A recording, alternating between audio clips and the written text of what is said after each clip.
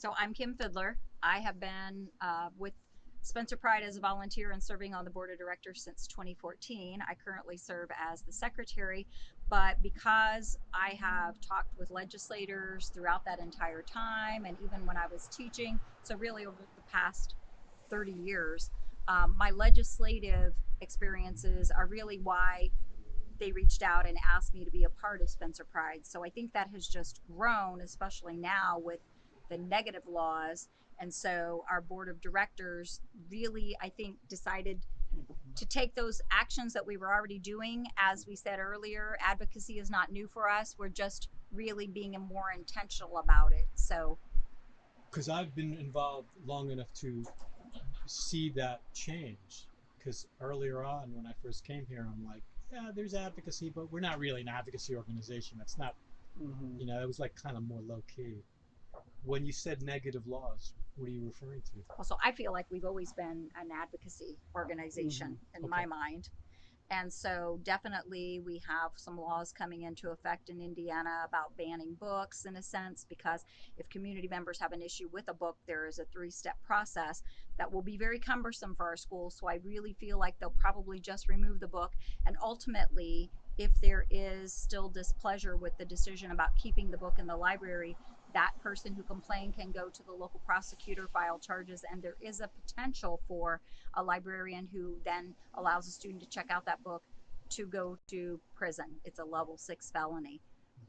We also have now a new law with any students requesting name changes. The school has to notify the parents. It's also about pronouns, but the law was written in such a way that even if we go from me, Kimberly, to Kim, we have to get written permission from the parents to do that. So again, it's just draining the resources that we have, not enough time to work with students that need us to do these types of things.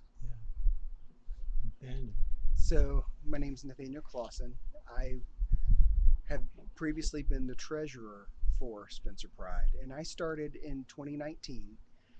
And because of my daughter, who is a young trans girl, we have been speaking out for the last 2 years against the anti-trans sports bill, and now we've been speaking out against the gender-affirming healthcare ban, and it it's been a lot.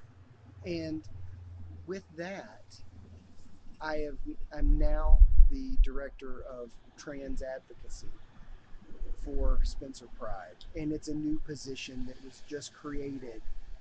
And luckily, some Judith Epp has taken over my role as treasurer, which I took from her back in 2019. yeah, good. There's much more we can say or would So want to really say all about of those bad laws, I mean, we can't help but have these roles now with Spencer Pride and have the bigger focus on advocacy, because not only are LGBTQ plus people, but other groups need us as well. So I think we're going to be a great team. I think so too. when were these laws, the laws that you're referring to, when were they passed? So the ones that Nathaniel referred to, they were last session.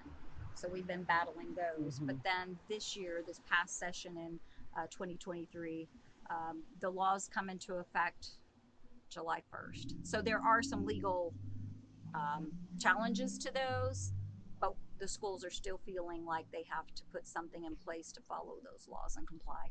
Yeah, and with the gender affirming healthcare ban, that was just passed in the last session, and um, my my family's working with the ACLU to sue the state of Indiana to get that law,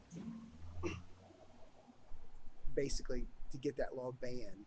And luckily, we were lucky enough to get an injunction so the law did not go into effect.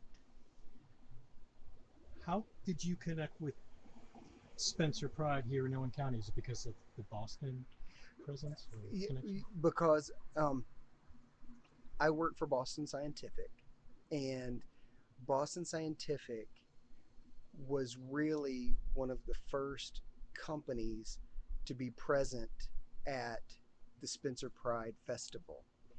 And I came my first year to the Spencer Pride Festival with Boston Scientific.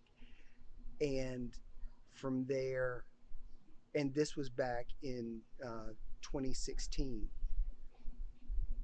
And really, Boston Scientific and Spencer Pride have just been so connected that it's been a pleasure working with Spencer Pride. And I'm also now the global co lead for the Pride ERG for Boston Scientific, but it's because of my advocacy for my daughter.